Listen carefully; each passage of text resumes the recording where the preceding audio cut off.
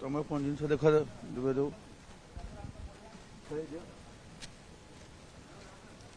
এটা আমার গোটে ସରପ୍ରାଇଜ ରେଡ୍ ହେଲା। এই ରେଡ୍ରେ ପୋଲିସ ଏକ୍ଜିକ୍ୟୁଟିଭ ମାଜିଷ୍ଟ୍ରେଟ୍ ଆମର ମେଟାଲ ଡିଟେକ୍ଟର ଟିମ୍ ବି ଥିଲେ। ଆଉ ରେଡ୍ ଆମର 3:15ରୁ ଷ୍ଟାର୍ଟ ହେଇଥିଲା। ଆମେ 3:15 ଏଣ୍ଟ୍ରି କଲୁ, 3:30ରୁ ରେଡ୍ ଷ୍ଟାର୍ଟ ହେଇଥିଲା। ଆଉ ରେଡ୍ ଭିତରେ ତାଙ୍କର ଆମ ଯେତେ 22ଟା ୱାର୍ଡ ଅଛି 22ଟା ୱାର୍ଡରେ ଆମେ ସବୁ ଚେକ୍ କରିଥିଲୁ। ଆଉ 576 ତାଙ୍କର ଏବେ ଅଛନ୍ତି, କଏଦୀ ଅଛନ୍ତି।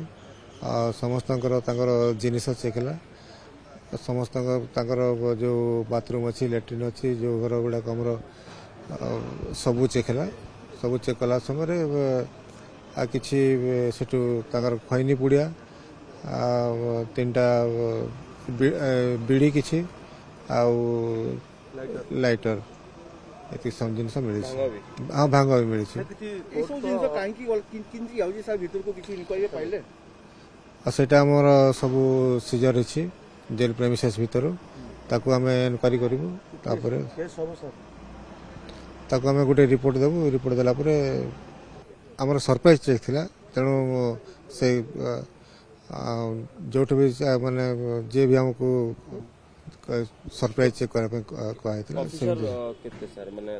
ଅଫିସର ଆମର ଥିଲେ, ଜଣେ ଏକ୍ଜିକ୍ୟୁଟିଭ ମାଜିଷ୍ଟ୍ରେଟ୍ ଥିଲେ, 2 ଜଣ SDPO ଥିଲେ, 7 ଜଣ ଇନ୍ସପେକ୍ଟର ଥିଲେ, ଫୋର୍ସ 4 ପ୍ଲାଟୁନ୍ ଥିଲେ। ସିସିଟିଭି କାମ କରୁଛି। ହଁ, ସିସିଟିଭି କାମ କରୁଛି ସବୁ। ଟୋଟାଲ 22ଟା ୱାର୍ଡ ତାଙ୍କର। ପାଖାପାଖି 3:30 ରାତି ମାନେ ସକାଳ ଭୋର 3:30 ଷ୍ଟାର୍ଟ ହେଲା। ତ ପାଖାପାଖି 2.5 ଘଣ୍ଟା ଚାଲିଲା।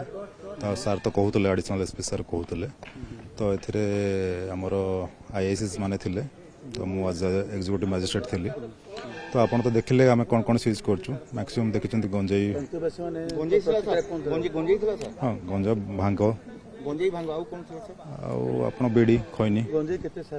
ଗଞ୍ଜେଇ ତ ନୁହେଁ, ଭାଙ୍ଗ ଆକ୍ଚୁଆଲି ମୋତେ ଲାଗୁଛି। ଭାଙ୍ଗ ସେ ଯେଉଁ ଡବାରେ ସବୁ ରଖୁଛନ୍ତି, ଭାଙ୍ଗଟା। ହଁ, ଭାଙ୍ଗଟା।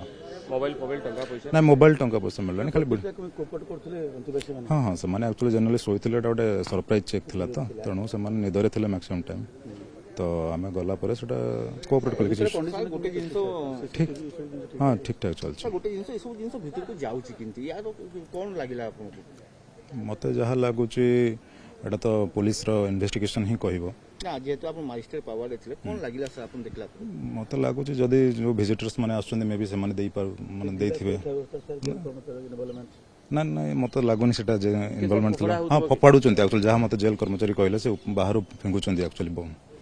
ହଁ, ସେ ଟେନିସ୍ ବଲ୍ରେ କ'ଣ କେମିତି ଫିଙ୍ଗୁଛନ୍ତି ସେମାନେ ଯାହା କହିଲେ। ତ ଜେନେରାଲି ଦିନବେଳେ ଫିଙ୍ଗୁଛନ୍ତି, ସେମାନେ ଗୋଟଉଛନ୍ତି। ସେଇଟା ତ ଆକ୍ଚୁଆଲି ମୁଁ ଏତେ ଡିଟେଲରେ ପଚାରି ପାରିଲିନି। ଆଜ୍ଞା, ହଁ, ଆଜ୍ଞା।